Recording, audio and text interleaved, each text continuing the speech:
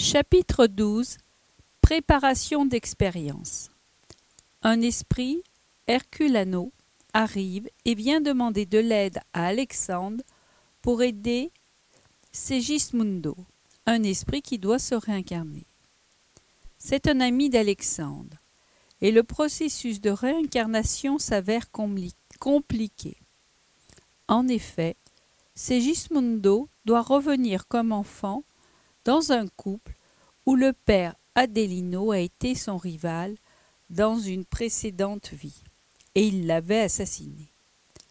Malheureusement, le futur père ne veut plus pardonner, et Segismundo n'a plus envie de revenir sur Terre.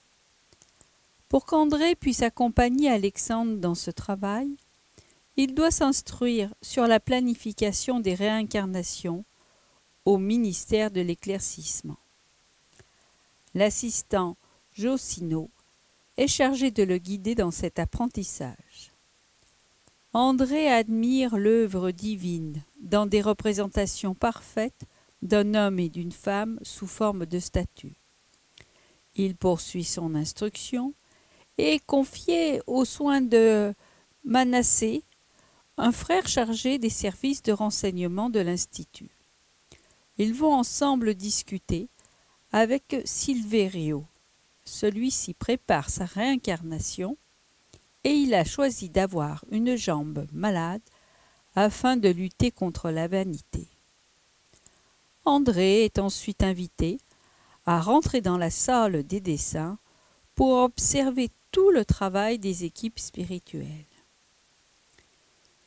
Il y rencontre Anacleta, qui doit bientôt repartir sur Terre.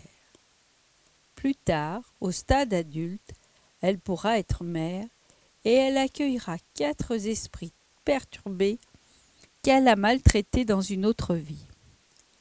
Ces enfants auront tous des handicaps physiques et mentaux.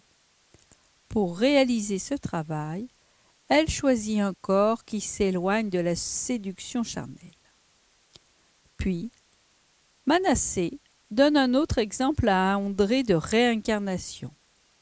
Il s'agit du cas d'un de ses amis qui doit régler une ancienne dette, un assassinat, et il veut avoir un corps qui le fera souffrir afin de lutter.